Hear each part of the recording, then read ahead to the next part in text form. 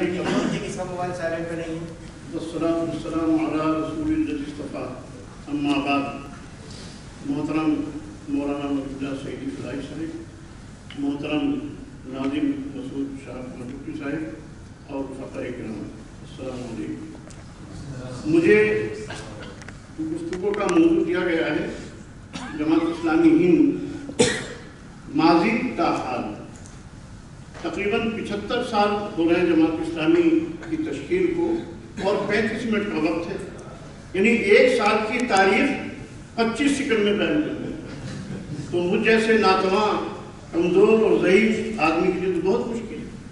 یہ ایک سال کی تاریخ اگر 1 منٹ میں بیان کرنا ہوتی تو بھی ممکن ہو سکتا تھا، لیکن آدھے منٹ سے بھی کم میں 1 سال کی تاریخ بیان کرنا ہے. بہرحال میں کوشش کروں گا، اس لیے میں نے کچھ پوائنٹس لکھ لیے ہیں تاکہ پورا پوائنٹ بات ہو اور جو اہم اور ضروری معلومات ہیں وہ آپ کے سامنے آ جائیں.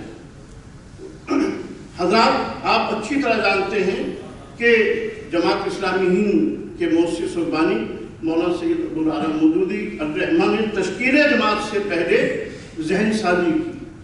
ترجمان قرآن معنی میں نکالتے تھے اور اس وقت کے حالات پر بہت دور رس مضامین، باطل نظریات پر تنقید. اس کے مقابلے میں اسلام ایک مکمل نظام زندگی ہے، اس کو دلائل کے ساتھ واضح کرنا. اور ترجمان قرآن کا یہ حال تھا کہ مولانا علی میاں الرحمٰن نے خود لکھا ہے کہ ہم ندوے کی لائبریری میں انتظار کرتے تھے کہ ترجمان قرآن کب آتا. تو مسلسل مولانا نے ایک ذہن بنایا کہ جتنے باطل نظریات ہیں ان کے مقابلے میں انسانیت کے نجات کے لیے اسلامی نظام کی. اور یہ وہ حالات تھے جب عثمانی خلافت کا سقوط ہو چکا تھا، ہندوستان میں مسلمانوں کی حکومت ختم ہو چکی تھی اور انگریز کا استبداد جو تھا وہ پنجے جکڑے ہوئے تھا. تمام وہ حالات، یعنی مسلمان مایوسی کے عالم میں تھے. اسلام کا دفاع ضرور کیا جا رہا تھا. علامہ شبلی نعمانی اور دوسرے اس وقت کے اصحاب قلم دفاع کر رہے تھے اسلام کا. مطلب حضرت عائشہ رضی اللہ تعالیٰ عنہ کی شادی کا معاملہ نہیں، عمر جو تھی 6 سال نہیں تھی، 16 سال تھی، اور اسلام میں جہاد کا مفہوم ہی نہیں اس طرح. لیکن مولانا مودودی الرحمٰن نے اسلام کا دفاع ہی نہیں کیا بلکہ اس کو اسلامک پوزیشن میں لا کے کھڑا کر دیا. اور آپ نے یہ ثابت کیا کہ کمیونزم، نیشنلزم، سیکولرزم یہ وہ باطل نظریات ہیں جو انسان کو تباہی اور بربادی کے کنارے پر لے جا رہے ہیں اور انسان کی نجات کی کشتی صرف اسلام میں. تو مولانا سید فلان ندوی الرحمٰن نے لکھا ہے کہ باطل نظریات کا اور مادہ پرستانہ صورتحال کا جو سیلاب یورپ سے آیا تھا، مولانا مودودی الرحمٰن کے ذریعے سے اللہ تعالیٰ نے اس پر بند باندھنے کا کام اس سے زیادہ تھا. یہ وہ حالات تھے جن میں مولانا مودودی الرحمٰن نے پورے ہندوستان میں بر صغیر میں بلکہ ایک ہلچل مچایا. مصر میں حضرت اللہ شہید علی رحمہ غرب ان سے متاثر تھے اور پورے بر صغیر میں ایک طوفان برپا کیا، فکری طوفان، اور گویا کہ باطل نظریات کی آپ نے بنیادیں ہلا دی. لوگ متاثر ہوئے، پھر آپ نے دعوت دی کہ اسلامی نظام کے عملی نفاذ کے لیے ایک جماعت تشکیل کی جائے. چنانچہ آپ کی دعوت پر اس وقت کے 75 بڑے بڑے دانشور، علماء اور مفکرین جمع ہوئے جی، جن میں مولانا منظور نعمانی صاحب، مولانا صفت اللہ بختیاری جیسی شخصیتیں تھیں. اور جماعت اسلامی کی تشکیل ہوئی سن 41 میں. 26 اگست سن 1941 کو جماعت وجود میں آئی. بعد نماز مغرب تجدید ہوئی اور جو حاضرین تھے وہ سب آبدیدہ ہو گئے تجدید شہادت سے. اس کے بعد جماعت اسلامی کا کام شروع ہوا. 6 سال تک جماعت کا کام ہندوستان میں پھیلتا رہا. بہت سارے اجتماع ہوئے، مختلف صوبائی نظم قائم کیے گئے. پھر سن 1947 میں تقسیم ملک کا سازی پیش آیا. مولانا مودودی الرحمٰن اور دوسرے اکابرین پاکستان چلے گئے اور ہندوستان کے حالات بہت ناگفتہ بھی ہو گئے جی. فسادات کا ایک لامتناہی سلسلہ شروع ہو گیا اور مسلمان بہت مایوسی کے عالم میں تھے ہندوستان میں. مولانا امام الدین رامنگری الرحمٰن نے اس وقت کہا تھا کہ اب جماعت اسلامی کا کام ہندوستان میں نہیں کیا جا سکتا، اب اقامت دین کا تصور نہیں کیا جا سکتا ہندوستان میں. لیکن ان حالات میں بھی مولانا ابواللیث سسٹائی ندوی الرحمٰن رفاقہ سے رابطہ رکھتے ہیں. وہ مدرسہ اصلاح سرائے میر میں مدرس تھے اور وہیں سے گویا کہ امامت کے فرائض انجام دے رہے تھے۔ پھر یہ طے ہوا کہ جماعت اسلامی کی تشکیل جدید پر چانچہ الہ آباد میں 240 ارکان جماعت جمع ہوئے سن 1948 میں، اور جماعت اسلامی کی تشکیل جدید ہوئی اور پھر تجدید شہادت ہوئی، اور یہ ہوا کہ ان حالات میں زیادہ عزم اور ہمت کے ساتھ ہمیں اقامت دین کا کام کرنا چاہیے۔ ادھر مولانا مودودی رحمہ کو لکھا گیا تھا کہ آپ کے بعد یہاں کسے امیر منتخب کیا جائے۔ ابھی مولانا مودودی رحمہ کی رائے نہیں آئی تھی کہ ان 240 رفقا نے طے کیا کہ جب تک مولانا مودودی رحمہ کی رائے نہیں آتی ہے مولانا عبداللہ اصلاحی ندوی صاحب ہمارے امیر جماعت رہیں گے۔ پھر مولانا مودودی رحمہ کی رائے دینے کے بارے میں اور مولانا باقاعدہ امیر جماعت منتخب ہوئے، اور پھر جماعت کا جو مرکز تھا وہ ملیح آباد منتقل ہو گیا۔ ایک سال کے بعد مرکز رامپور آ گیا۔ مولانا عبداللہ اصلاحی ندوی صاحب کے رامپور تشریف لے آئے۔ کیسے لوگ تھے؟ مجھے ایک واقعہ یاد آ رہا کہ مولانا اسٹیشن سے اترے، رکشہ کیا اور رکشے والے سے مولانا کہا کہ بھئی مجھے پرانا کھمسار جانا ہے۔ جماعت اسلامی کے مرکز میں پرانا کھمسار ایک محلہ ہے رامپور کا جہاں مرکز تھا اور مسجد تھی، تو اس نے کہا بیٹھیے، لیکن وہ جماعت اسلامی کو اور مولانا مودودی کو امیر کو گالی وغیرہ دیتا ہے، آپ وہاں جا رہے ہیں، یہ بے دین لوگ ہیں، مختلف باتیں اس نے کہیں اور فور بکتا رہا۔ خیر مولانا اپنے گھر پہنچے، اس رکشے والے کو بلایا، کیا یہ تمہارا کرایہ بیٹھے چائے پی، چائے وغیرہ پلائی اس کو، پھر کہا کہ جس امیر کو تم گالیاں دے رہے تھے اس کے نام کے وہ میں ہی ہوں، تمہیں اگر کچھ اور گالیاں دینی ہے، کچھ اور فور بکنا اس کو تو بک دو، میری طرف سے اجازت ہے۔ تو بہت متاثر ہوا، پھر وہ جماعت کا کارکن بنا۔ تو اس طرح سے ہمارے اکابرین نے گویا کہ کام کیا۔ رامپور میں جماعت کا جو مرکز قائم ہوا تو یہاں سب سے پہلے ضرورت محسوس ہوئی کہ ایک درسگاہ قائم ہونا، چانچہ درسگاہ اسلامی قائم کی گئی۔ لڑکیوں کے لیے جامع صالحات قائم کیا گیا، مولانا عبداللہ صاحب الرحمٰن نے اپنا مکان اس کے لیے دے دیا، اور اس مکان میں تو یہ ایک بڑا کام گویا کہ رامپور میں ہوا۔ اس درسگاہ کے ذریعے سے جماعت کا بڑا تعارف ہوا وہاں پر، اور پھر ثانوی درسگاہ قائم ہوئی۔ آپ جانتے ہیں کہ ثانوی درسگاہ میں جو گریجویٹ لوگ تھے ان کو دینی علوم پڑھانے کے لیے ایک درسگاہ قائم کی گئی، جس میں ڈاکٹر نظر اللہ صدیقی صاحب، ڈاکٹر عبدالفضل انصاری صاحب، ڈاکٹر فضل الرحمان فریدی صاحب، ڈاکٹر ابن فرید صاحب، یہ عظیم شخصیات وہاں سے گویا کہ پیدا ہوئی۔ مولانا افضل حسین صاحب لیکچرر تھے کالج میں، مولانا عبداللہ صاحب نے ان سے کہا کہ رکن جماعت ہو گئے تھے کہ آپ لیکچرشپ چھوڑ کے یہاں پر آ جائیے اور درسگاہ کا نظم آپ دیجیے، اس لیے کہ تعلیم میدان کے آدمی تھے اور وہ آگے۔ مولانا محمد شفیع منی صاحب کو بھی ٹیچر تھے سرکاری اسکول میں، ان کو بھی بلایا گیا، وہ بھی آگے۔ اس طرح یہ قافلہ، اور کتنی بڑی قربانیاں دی ان لوگوں نے۔ جب ایک مہینہ پورا ہوا مولانا افضل حسین صاحب کو، تو بیت المال میں جو 400-500 روپے تھے وہ افضل حسین صاحب کے سامنے رکھے۔ مولانا عبداللہ صاحب نے کہا کہ آپ کو معلوم ہے ہماری بیت المال کی پوزیشن زیادہ اچھی نہیں ہے، آپ جو چاہیں تنخواہ لے لیں اس میں سے۔ تو افضل حسین صاحب نے 100 کا نوٹ اٹھایا اور کہا کہ میرے لیے کافی جی، جس شخص کو 200 روپے تنخواہ ملتی تھی۔ اس طرح سے ان لوگوں نے قربانیاں دی۔ اس کے بعد مولانا افضل حسین صاحب نے رامپور ہی میں رہ کر یہ درسیات کی، اور ایسی درسیات تھیں اپنے وقت میں کہ آپ کے مخالفین نے بھی، جو مخالف درسگاہیں تھیں انہوں نے بھی اپنے نصاب میں شامل کی۔ یہ ایک بڑا کام تھا۔ آپ نے فن تعلیم و تربیت کی ایک کتاب لکھی جو آج بھی اردو زبان میں تعلیم و تربیت کے موضوع پر سب سے اچھی کتاب سمجھی جاتی ہے۔ تو یہ کام جماعت نے۔ پھر جتنے بھی اسکول تھے اس وقت 2 طرح کا ان کے نظام تھے۔ ایک وہ نظام تھا جو مدارس میں تعلیمی نظام تھا درس نظامی کا، کہ وہاں صرف اسلامی یا عربی علوم پڑھائے جاتے تھے، جدید علوم نہیں پڑھائے جاتے، یا اسکولز تھے جہاں جدید علوم کی تعلیم ہوتی تھی۔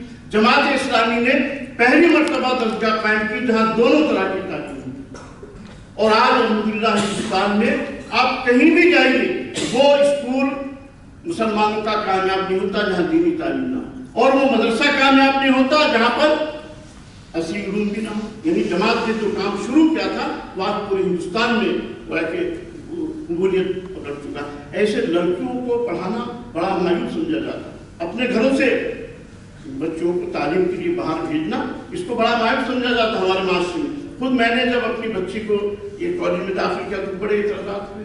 تو جماعت اسلامی کا ایک بڑا کام اس دور میں یہ ہوا کہ جامع سالیات قائم کیا گیا اور وہاں پورے ہندوستان سے طالبات آئیں اور الحمدللہ تو وہ ایک بڑا جامعہ ہے. لیکن یہ تصور کے بچوں کی تعلیم نہیں ہونی چاہیے بورڈنگ میں، یہ تصور جماعت نے ختم کیا اور بچوں کی بھی دونوں طرح کی تعلیم، عصری اور دینی تعلیم دونوں گویا کہ یہ آغاز کیا جماعت نے. اور آج پورے ہندوستان میں الحمدللہ یہ مسلمانوں میں ایک مقبول مثال تعلیم ہے. سن 1949 میں گویا کہ 1959 میں جماعت اسلامی کا نیا دستور بنا. اس سے پہلے جو دستور پہلے بنا ہوا تھا تقسیم ملک سے پہلے، وہی دستور جماعت کا چلا رہا تھا. سن 1959 میں نیا دستور بنا اور پھر سن 1960 میں مرکز رامپور سے دہلی گویا کہ منتقل ہو گیا اور مولانا مجاہد صاحب بھی اور ان کا پورا اسٹاف. مولانا مجاہد صاحب سن 1948 سے سن 1972 تک جماعت اسلامی کے امیر رہے. پھر درمیان میں 2 میقات مولانا محمد یوسف صاحب امیر جماعت رہے اور پھر سن 1981 سے سن 1990 تک پھر مولانا مجاہد صاحب امیر جماعت رہے.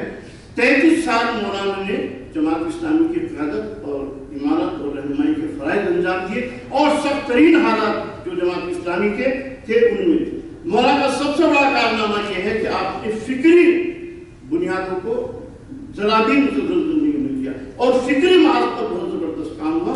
حتیٰ کہ ہندوستان میں تمام لوگ جماعت اسلامی کی فکر کے مخالفت کے باوجود گویا کہ اس بات کے معترف. ایک دفعہ جواہر لال نہرو سے پوچھا گیا کہ آپ کو کن سے خطرہ محسوس ہوتا ہے؟ تاکہ 2 پارٹیوں سے، ایک کمیونسٹوں سے دوسرے جماعت اسلامی سے. تاکہ ٹھیک ہے کمیونسٹوں سے خطرہ محسوس ہوتا ہے، یہ بات مسلم مانتی کیونکہ لاکھوں کی تعداد ان کے ممبرس کی بڑی پارٹی ہے. لیکن جماعت اسلامی صاحب کو کیا خطرہ؟ یہ تو 250 ممبر ہیں. کہا کہ یہ ایک فکری اور انقلابی تصور رکھتی ہے جماعت، اور جو فکری اور انقلابی تصور کوئی تنظیم رکھتی ہو تو اس میں قلت اور کثرت نہیں دیکھی جاتی. یہ کبھی بھی انقلاب آ سکتی ہے ہندوستان میں. یعنی یہ بات جواہر لال نہرو نے کہی. تو مولانا ابواللیث علی رحمہ کا ایک بڑا کام یہ تھا اور جو ان کی ٹیم تھی جن میں مولانا سعد الدین اصلاحی صاحب تھے، مولانا طالب صاحب تھے، مولانا سید حامد علی صاحب تھے. یہ وہ لوگ تھے جو جماعت کی فکری بنیادوں کو مضبوط کر رہے تھے اور لٹریچر فراہم کر رہے تھے. مولانا سعد الدین اصلاحی صاحب کو تو مودودی ثانی کہا جاتا ہے. انہوں نے جماعت کی فکر کو سامنے رکھتے ہوئے اس کو کی بنیادوں کو مضبوط کرنے کے لیے ایک طاقتور لٹریچر کو کے جماعت کو فراہم کیا ہے جو آج بھی اس فکر کو زندہ اور تابندہ رکھے ہوئے. ایک بات مولانا مجاہد صاحب علیہ رحمہ اپنے دور عمارت میں اس کا انہوں نے اہتمام کیا کہ بیرون ملک سے پیسے نہیں آنا. وہ اس بات کے قائل تھے کہ ہندوستان میں ہمیں کام کرنا ہے ہندوستان کے وسائل کے ساتھ، اور اس بات کو بہت ناپسند کرتے تھے کہ کوئی شخص جو ہے وہ باہر جائے اور وہاں سے پیسہ لائے. ان کا ماننا یہ تھا کہ جب دولت آتی ہے تو اس کے ساتھ ساتھ اس کی کمزوریاں بھی آتی ہیں. تو مولانا کبھی کسی درسگاہ کے لیے، کبھی کسی تنظیم کے لیے جو جماعت سے وابستہ تھی، کبھی اس طرح کا توصیہ نہیں تھی. وہ اس بات کا اہتمام کرتے تھے کہ ہندوستان میں جو بھی ہمیں کام کرنا وہ ہندوستانی وسائل سے واقع ہونا چاہیے. تو مولانا کے دور میں جو جماعت کی سخت ترین مخالفتیں ہوئی ایک تو علماء کی طرف سے، مولانا اس کے بھی جوابات دیے، ان سے روابط بھی قائم کیے، اور مولانا کی جو خط و کتابت ہوئی ہے مولانا حسین محمد علی رحمہ سے وہ بھی کتابی شکل میں موجود ہے. تو اس محاذ پر جو سخت مخالفت ہو رہی تھی مولانا نے اپنے دور میں اس مخالفت کا جواب بھی دیا اور کبھی بھی گویا کہ کسی طرح کی جماعت کی پالیسی میں ذرا بھی تبدیلی نہیں آنے دی. اسی طرح اہل سیاست کی طرف سے، صاحبان اقتدار کی طرف سے، حکومت کی طرف سے جو شدید مخالفت ہو رہی تھی اس سے بھی بالکل مولانا متاثر نہیں ہوئے اور جماعت کی فکر کے ساتھ گویا کہ جماعت کی قیادت کرتے رہے. سن 1971 میں دیوبند کی صورت جھیلی معلوم ہوگا آپ کو. جب یہ بنگلہ دیش بنا تو جماعت کی پالیسی یہ تھی کہ بے ملک تقسیم نہ ہو، دعوت میں مضامین آ رہے تھے. محمد مسلم صاحب مرحوم علی رحمہ اس وقت ایڈیٹر تھے، تو وزارت داخلہ کے سیکریٹری نے بلایا اور کہا کہ آپ مستقل مضامین لکھ رہے ہیں ہماری پالیسی کے خلاف. وہ کہا کہ نہیں، میں تو ہندوستان کی حکومت کے حق میں مضامین لکھ رہا ہوں. اگر آج زبان کی بنیاد پر بنگلہ دیش تقسیم ہوتا ہے تو کل کو آسام تقسیم ہوگا، آپ سے آسام الگ ہو جائے گا، تمل ناڈو الگ ہو جائے گا جی، اور مغرب بنگال الگ ہو جائے گا۔ میں چاہتا ہوں کہ ہندوستان کے ٹکڑے نہ ہوں، تو اس لیے ہم چاہتے ہیں کہ زبان کی بنیاد پر بنگلہ دیش ہے۔ ہم تو آپ کی حکومت کی تقسیم نہیں چاہتے ہیں، ہم تو آپ کی حمایت کی مضامین لکھ رہے ہیں، آپ غلط سوچتے ہیں۔ وزیر نے کہا کہ نہیں، ہماری حکومت کی یہ پالیسی ہے کہ بنگلہ دیش بنے اور آپ اس کے خلاف مضامین نہیں لکھیں گے، تو مولانا اپنا قدم نکال کر کہا کہ میرا یہ قدم ٹوٹ تو سکتا ہے، یہ مڑ نہیں سکتا، یہ وہی دکھتا رہے گا جو حق ہے جسے ہم حق سمجھتے ہیں۔ یہ کہہ کر مولانا رخصت ہو گیا۔ کہ راستے میں تھے کہ پولیس آئی اور مولانا کو گرفتار کر دیا۔ جماعت کے زیادہ تر ذمہ داروں کو اس وقت جیلوں میں ڈال دیا گیا۔ مولانا سسٹر صاحب کے اور پورے جو مرکزی ذمہ داران تھے اور مختلف صوبوں میں بھی ذمہ داروں کی گرفتاریاں آئیں، اور ایک بھی ایسی مثال نہیں ملتی ہمیں کہ کسی نے اس سے معافی مانگی ہو یا کسی نے بھی پسپائی دکھائی۔ اس وقت حکومت نے بھی کہا کہ آپ معافی مانگ لیجیے، آپ لکھ کر دے دیجیے، ہم آپ کو چھوڑ دیں گے۔ سب نے یہ زبان نہیں کہا کہ نہیں، ہمارا یہی موقف ہے اور ہم اپنے موقف پر قائم ہیں۔ تو جو شدید مسائل اور محن اور آزمائش کے مرحلے آئے، مولانا اس سلسلے میں پوری تحریک کو لے کر آگے بڑھتے رہے۔ سن 1972 میں مولانا محمد یوسف علیہ الرحمہ نے میری جماعت کر، اور سن 1981 تک یعنی 2 میقات تک آپ امیر جماعت رہے جی۔ آپ جانتے ہیں کہ آپ جدید تعلیم یافتہ IAS تھے، آپ بہت جدید تعلیم یافتہ تھے، لیکن اس کے ساتھ ساتھ آپ نے مطالعہ بہت کیا تھا، حد تک ایک عالم محسوس ہوتے تھے۔ یعنی علماء بھی آپ کے سامنے بولتے ہوئے، اظہار خیال کرتے ہوئے ذرا احتیاط کرتے تھے کہ اس قدر آپ نے مطالعہ کیا، اور بہت سادہ زندگی گزارتے تھے۔ ایک مرتبہ وضو کر رہے تھے مسجد میں، تو آپ شیروانی پہنے ہوئے تھے، تو شیروانی کی آستینیں چڑھائی نہیں اور وضو کیا۔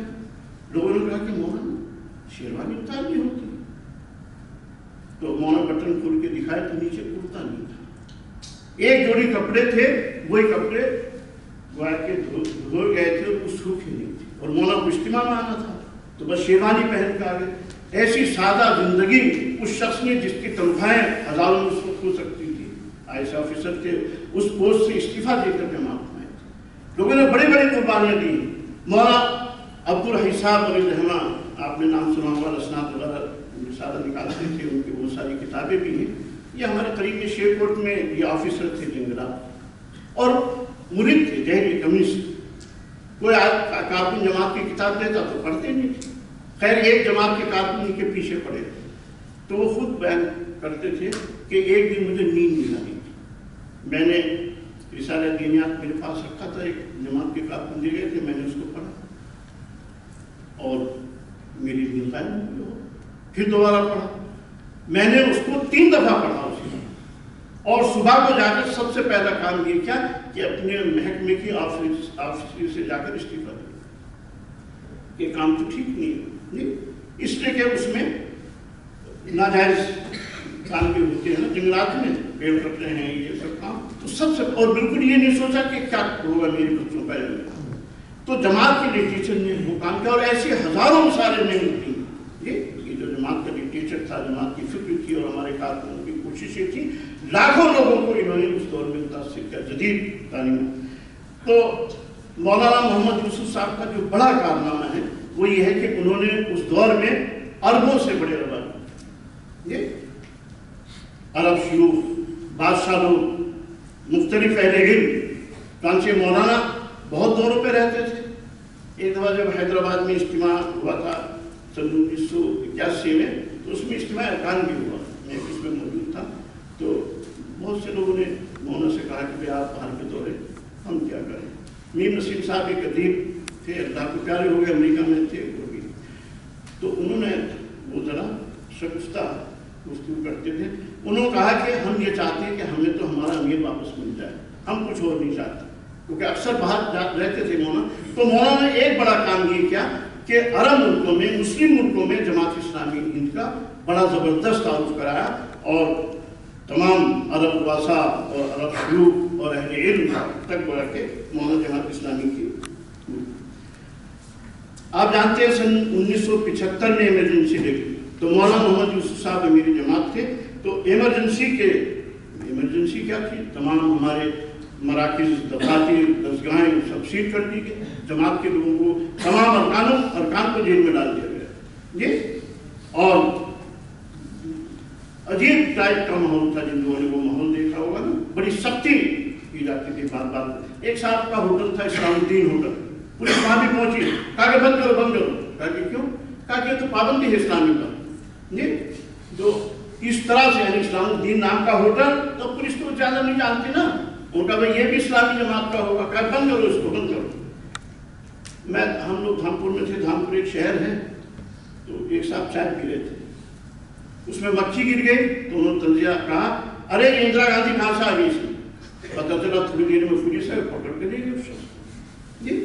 ہر جگہ سے ہر جگہ. تو عجیب سخت حالات تھے. لیکن ان حالات میں بھی الحمدللہ جماعت اسلامی کی کسی رکن نے نہ استعفیٰ دیا جماعت سے، نہ پسپائی دکھائی. ہمارے یہاں ایک مفتی صاحب تھے، میں نام نہیں لوں گا شاید غیبت ہو جائے، انہوں نے ہمارے رفاقہ سے کہا کہ اب تمہاری قبر جیل ہی میں بنے گی. کہا کہ ٹھیک ہے، اللہ کو اگر یہ مقصود ہے تو ہم اس کے لیے تیار ہیں. ایک بڑا عالم دین جی. ہاں، اس وقت جو علماء سو تھے نا، انہوں نے کوشش یہ کی تھی کہ جماعت پر پابندی لگے اور پھر جماعت پر سے پابندی نہ ہٹے. ہمیشہ تحریک اسلامی کی 3 طبقوں نے مخالفت کی ہے. ایک تو علماء سو نے، ایک صاحبان اقتدار نے، اور تیسرے جاہل عوام نے. تو ایمرجنسی میں یہ تینوں طبقے بہت خوش تھے کہ جماعت اسلامی پر پابندی لگ گئی ہے، اور یہ چاہتے تھے کہ جماعت کے لوگوں پر مزید آزمائشیں آتی رہیں. لیکن اللہ تعالیٰ نے غیب سے مدد کی. اندرا گاندھی نے رپورٹ مانگی اپنے لوگوں سے، CIDC کے بھی رپورٹ تو حالات کیسے ہیں، الیکشن کرانا تھا. تو رپورٹ اس کو CID نے دے دی کہ حالات ٹھیک سازگار بات ہے، اور اس نے الیکشن کرایا اور ہر ہمیں یاد ہے ہم اس وقت رات کو 3-4 بجے تک ہم نے ریڈیو سنا. بڑے بڑے نیتا کانگریس کا یہ بھی ہار گئے، یہ بھی ہار گئے، اخیر میں اندرا گاندھی بھی ہار. اور ظاہر ہے اس کے بعد ایمرجنسی خود بخود ہٹ گئی. نئی حکومت بنی جی، مراد علی صاحب وزیر اعظم بنے جنتا پارٹی کی. تو اللہ تعالیٰ نے غیر سے گویا کی ایک ایسی مدد کی. تو ہمیشہ جب آزمائش آتی ہیں اور آدمی اس میں ثابت قدم رہتا ہے تو غیر سے پھر اللہ تعالیٰ کی مدد آتی ہے. 19 سال تک ہمارے رفاقہ جیلوں میں رہے، لیکن ان حالات میں بھی نہ صرف یہ کہ ثابت قدم رہے بلکہ ان رفاقہ کی بھی خیر خبر گیری کرتے رہے جو جیلوں میں بند تھے اور جو گویا کہ ان کے لیے روزگار کا کوئی معاملہ نہیں تھا. مولانا محمد شفیع مونس صاحب جب جیل سے اس پر آئے، ضمانت پر آئے بیچ میں، تو ہمارے گاؤں بھی آئے. کہا کہ میرے ساتھ ضلع بجنور میں چلنا. اور جو رفقا غریب تھے اور جو جیلوں میں بند تھے ان کے یہاں گئے اور ان کی امداد کی. اور ایک رفیق کے بارے میں میری ذمہ داری ڈالی کہ آپ ہر مہینے ان کو جو تنخواہ ملتی تھی، ایک مدرسے میں ذمہ دار تھے وہ پکڑے گئے تھے. کہا کہ اتنی تنخواہ آپ ان کو ہر مہینے پہنچائیں گے، آدھی کا نظم میں کروں گا اور آدھی کا نظم آپ کریں گے، اور ہر مہینے ان کے. تو اس طرح سے الحمدللہ جماعت کا جو نظم تھا وہ سب چلتا رہا. اور دوسرے جو ضرورت مند رفقا تھے ان کی بھی خبر گیری ہوتی رہی، یہاں تک کہ ایمرجنسی ختم ہوئی اور جماعت اسلامی بھی تازہ دم ہو کر پھر میدان میں اتری اور میدان ملک میں آ گئی. اور جماعت نے بہت ساری چیزیں ایمرجنسی سیکھی. مثلاً یہ کہ اب جماعت اسلامی کے نام پر بذات خود ادارے قائم نہ ہوں، مختلف ٹرسٹ بنائے جائیں، مختلف سوسائٹیاں بنائی جائیں، مختلف NGOز بنائی جائیں، وہ کام کریں. تو مولانا محمد یوسف صاحب کا ایک بڑا کارنامہ یہ ہے کہ انہوں نے ایمرجنسی جیسی پیریڈ میں بھی جماعت کی رہنمائی کی، اور اس کے بعد جب جماعت پر سے پابندی ہٹی تو نیا دائرہ بنایا، لیکن جماعت کی فکر پر کوئی آنچ نہیں آنی تھی. مولانا محمد یوسف علیہ رحمہ کے بعد مولانا سراج الحسن صاحب امیر جماعت بنے. سن 1990 میں آپ پہلی مرتبہ منتخب ہوئے اور 3 میقات تک آپ امیر جماعت رہے. ہر میقات میں آپ یہ چاہتے تھے مجھے نہ بنایا جائے، اور جب 2 میقات پوری ہوئی تو آپ نے تجویز رکھی کہ دستور میں یہ بات شامل کی جائے کہ کوئی بھی شخص 2 مرتبہ سے زیادہ میری جماعت نہیں بنے گا. یہ تجویز آپ کی طرف سے ہے، لیکن پھر بھی آپ کا انتخاب ہوا تیسری بار.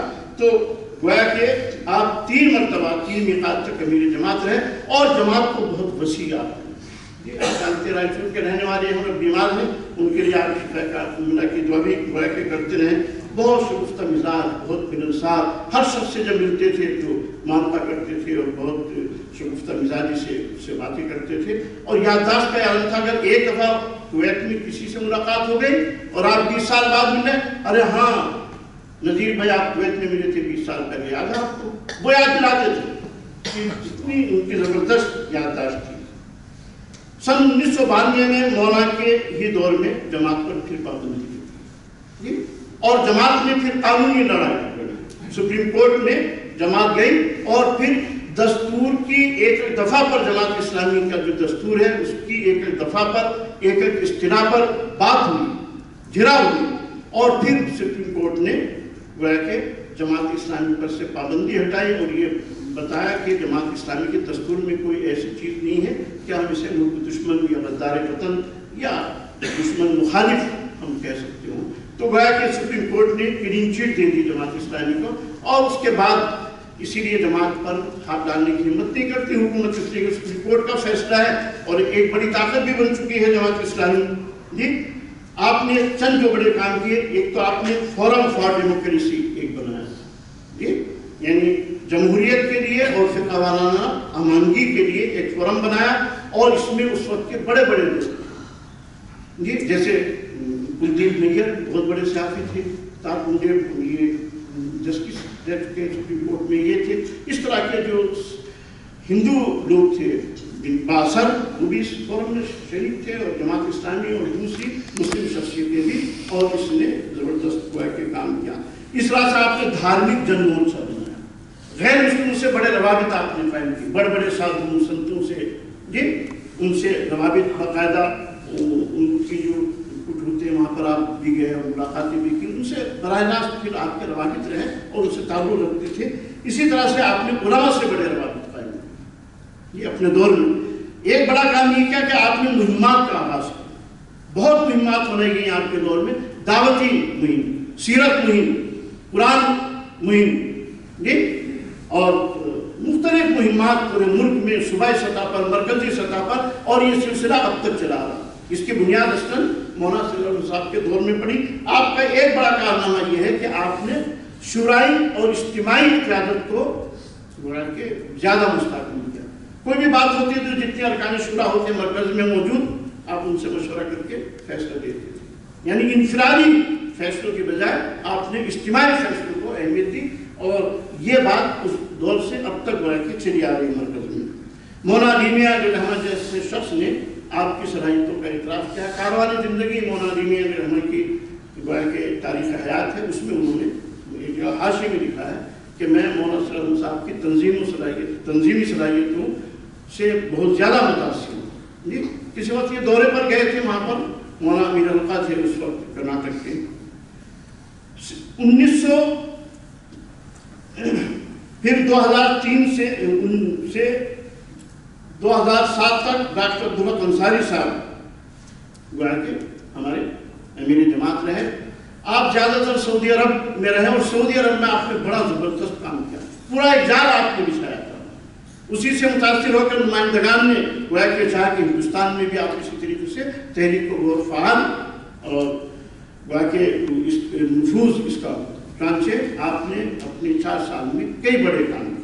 ایک بڑا کام تو آپ نے کیا, آپ جب سعودی سے واپس آ گئے تھے اسلامی اکیڈمی قائم کی, تاکہ وہاں آپ ایسے ماہرین کو تیار کریں جو ہندوستان کے مذاہب پر خاص نظر رکھتے ہوں, ہے نا, گہرا شعور اور گہرا علم ہو, تاکہ ہندوستان کے مذاہب کا تقابلی مطالعہ کرتے ہوئے ہم دعوت کے لیے راہ مند تیار کر سکیں. آپ نے اسلامی اکیڈمی علی گڑھ میں قائم کی, اور جب آپ امیر جماعت بنے تو وہ پھر دہلی میں چلی گئی, دہلی آ گئے, اور جب آپ پھر امیر جماعت نہیں رہے, پھر آپ علی گڑھ چلے گئے تو پھر اسلامی اکیڈمی علی گڑھ چلی گئی تھی. اور یہ کام اب بھی ہو رہا, اور آپ کی زندگی میں بہت منصوبہ بند طریقے سے ہوتا رہا.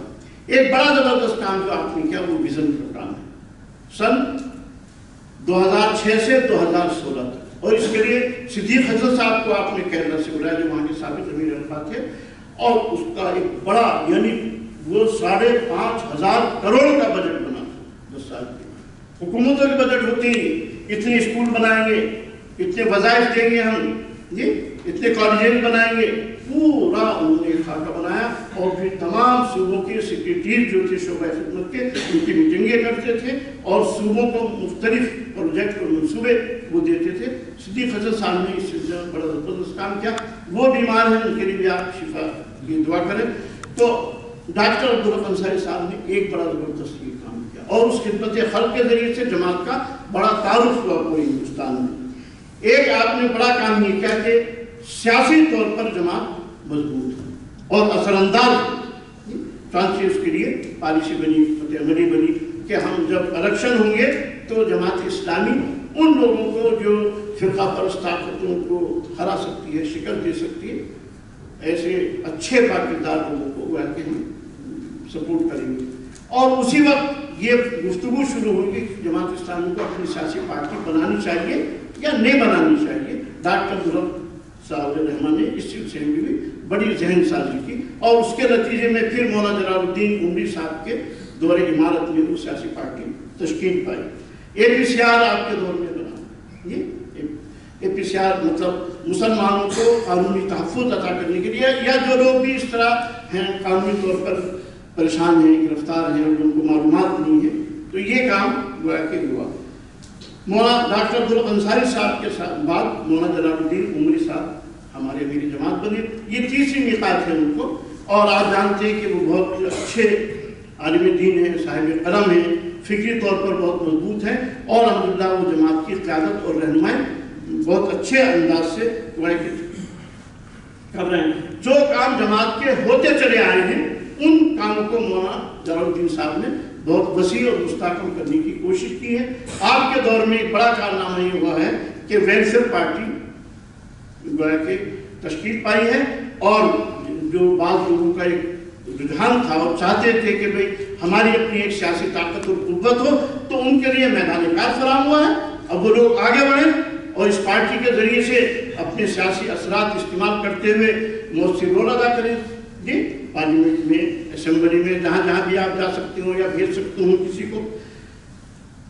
آپ یہ جانتے ہیں کہ جماعت اسلامی روز اول سے یعنی جتنے بھی عمرا رہے ہیں، چند کام ایسے ہیں جو ہمارے سامنے رہنے چاہیے۔ ایک بڑا کام جماعت اسلامی نے لٹریچر کی تیاری، 14 زبانوں میں میرے تک جماعت نے قرآن کے ترجمے، حدیث کے ترجمے، بنیادی لٹریچر 14 زبانوں کے اندر، اور یہی کہ لٹریچر تیار کر کے اور چھاپ کے رکھ دیا ہو، بلکہ اس کو پہنچایا لوگوں تک، ڈور ٹو ڈور، مختلف طریقے اختیار کی۔ ایک بڑا کام یہ کیا، پھر مختلف زبانوں میں اخبارات و رسائل تقریباً ہر صوبے سے نکل رہے ہیں، ہر زبان میں، تاکہ حالات حاضرہ پر صحیح رہنمائی اپنے رفقا کو اور عام لوگوں کو دی جا سکے۔ میڈیا صحت مرکز میں قائم ہے اور ہر مہینے اس کے 15 دن اس کے پروگرام ہوتے ہیں۔ اس طرح سے میڈیا ون چینل شروع ہوا ہے کیرلا میں، ابھی تو ملیالم میں ہے لیکن بہت جلد اسے انگلش میں بھی لایا جائے گا، اور پھر کوشش کی جائے کہ مختلف چینلز ہوں۔ بہرحال یہ جماعت کے ایک بہت بڑا کام ہے، کسی مسلم جماعت کے پاس اس کا اپنا چینل نہیں۔ ایک بڑا کام یہ کیا کہ غیر مسلموں میں ہم نے زبردست دعوتی کام کیا، کروڑوں غیر مسلموں تک، جی اس طرح سے ملی مسائل میں شروع سے جماعت مسلم فیصلہ بورڈ جب بنا، جب متبنہ بل پیش ہوا تھا اور پوری ملت پریشان ہوتی تھی، مولانا منت الرحمانی صاحب دیوبند بھاگے، مولانا قائد صاحب سے بات کی، پھر مولانا عبداللہ صاحب سے بات کی، اور سب نے مل کر مسلم فیصلہ بورڈ بنایا اور حکومت کو متبنہ بل کے سلسلے میں گویا کہ پارلیمنٹ میں ایک الگ سے ایک بل لانا پڑا اور مسلمانوں کو اس سے مستثنی کیا گیا۔ اسلام مسلم مجلس سے مشاورت کی تشکیل میں جماعت اسلامی کا بڑا اہم رول رہا۔ بابری مسجد ایکشن کمیٹی کے سلسلے میں، اس طرح سے علی گڑھ یونیورسٹی کے اقلیتی کردار کی بحالی کے سلسلے میں، اس طرح اوقاف کے سلسلے میں، وہ کہ جو ملی مسائل ہیں وہاں ہمیشہ جماعت نے ایک مؤثر رول ادا کیا۔ مجھے پرچہ مل چکا، تفصیلات میں جانے کا موقع نہیں۔ اس طرح سے تعلیمی میدان میں جماعت اسلامی نے قابل قدر کام کیا، ناقابل فراموش، اور ہر آدمی اس کا اعتراف کرتا ہے۔ مولانا راوی ندوی صاحب جب مرکز میں آئے تو انہوں نے کہا کہ جماعت اسلامی نے تعلیم کے سلسلے میں بہت زبردست کام کیا، جی تمام لوگ اس کا اعتراف کرتے ہیں۔ اور جماعت اسلامی کی درسیات آج بھی علماء اور دوسرے مدارس میں پڑھی جاتی ہیں، خاص طور پر ریاض وغیرہ کتابیں۔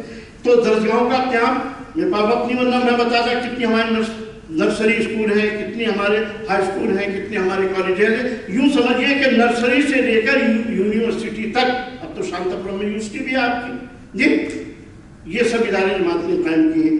ایسے حکومت کی پالیسی جو تعلیمی پالیسی ہوتی ہے اس پہ جماعت نظر رکھتی ہے، تنقیدیں کرتی ہے، وزارت تعلیم کو اس پر متوجہ کرتی ہے اور کوشش کرتی ہے کہ نصاب سے وہ مواد نکال دیا جائے جس سے اسلامی تعلیمات یا اسلامی شخصیات پر آنچ آتی ہے. اس طرح سے ٹیچر ٹریننگ کیمپ لگائے جاتے ہیں جی، طلبہ کے ثقافتی مقابلے کیے جاتے ہیں. اس طرح سے ایک آئیڈا بنائی ہے جماعت نے، آئیڈل ٹیچرز ایسوسیشن. یہ پہلے اسلامک ٹیچرز ایسوسیشن تھی، اب اس کا نام آئیڈل ٹیچرز. طلبہ اور نوجوانوں میں زبردست کام ہوا جی، لاکھوں نوجوان سے وابستہ ہیں. جیائیوں میں کام ہوا جماعت کا، خواتین کو منظم کیا جماعت اسلامی نے. اوقاف کے سلسلے میں جماعت نے زبردست کام کیا ہے، APCR میں کام ہوا. اس طرح ریلیف کے سلسلے میں تو بہت زبردست کام ہوا.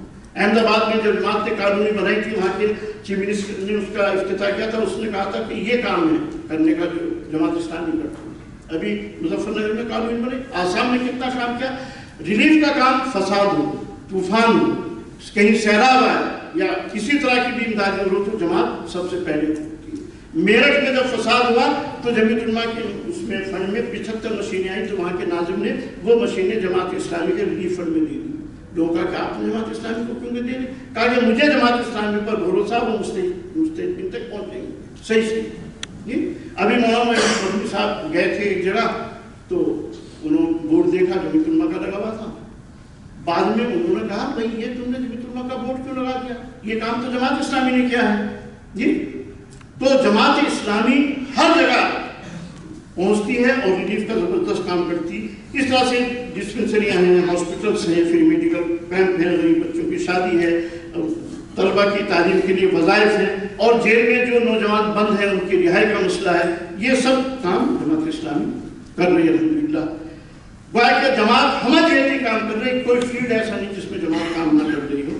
اور ہمارے آل انڈیا اجتماع جو ہوئے، ایک منٹ میں لیتا ہوں، سن 1951 میں پہلا آل انڈیا اجتماع ہمارا رامپور میں.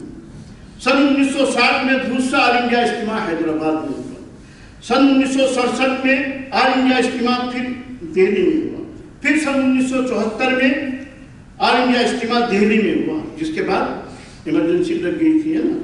اور سن 1981 میں حیدرآباد میں جماعت اسلامی کا اجتماع ہوا، وادی ہدا میں.